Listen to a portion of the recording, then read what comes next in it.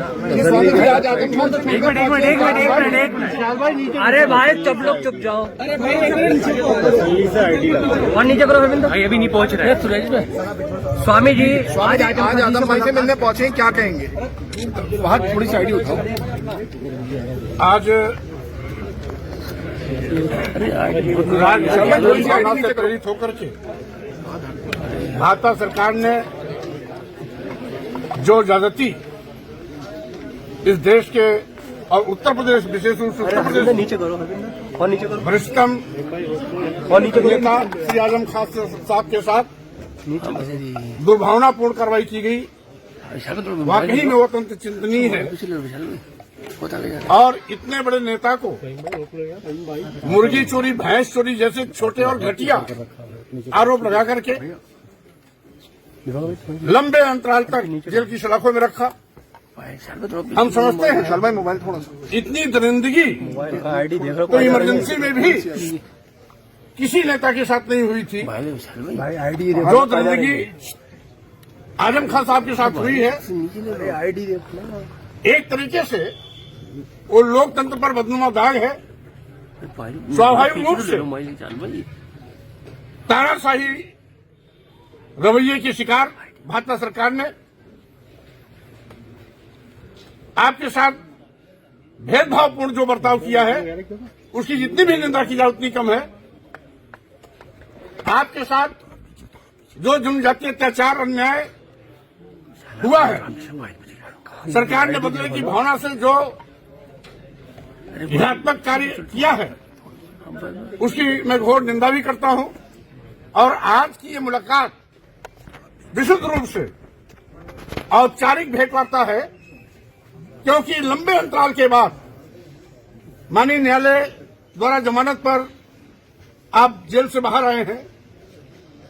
स्वाभाविक रूप से जो भी वैचारिक लड़ाई लड़ते हैं, ईमानदारी से पूरी राजनीति में जिन्होंने अपना समय गंवाया, ऐसे नामी गिरामी नेता आजम खान जी के साथ दुर्भावनापूर्ण की गई कार्रवाई हम समझते हैं न केवल निंदनीय है, लोकतंत्र में अक्षम्य भी है।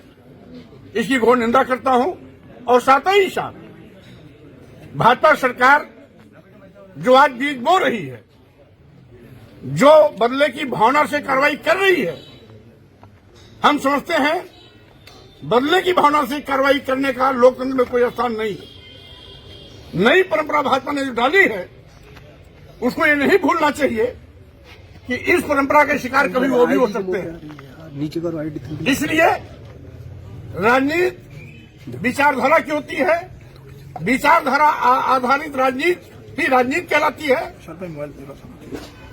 राजनीति में न कोई शत्रु होता है, न कोई मित्र होता है।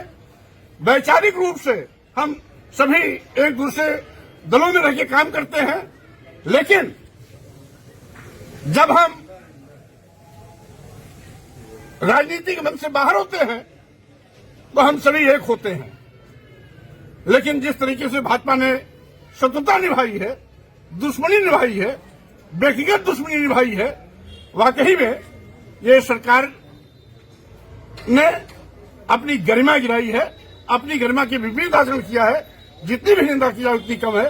स्वाभाविक रूप से आज मैं आजम खान साहब से, जो वरिष्ठतम नेता है, असेंबली में लंबे अरसे तक 1 दर्जन बार तक जो विधायक रहे हैं, राज्यसभा लोकसभा में सांसद रहे हैं, जिनकी इतनी लंबी राजनीति रही हो, उनके साथ जो घिनौना कृत्य किया गया है, वाकई में दुखद भी है, निंदनीय भी है और लोकतंत्र में यह कलंक भी है।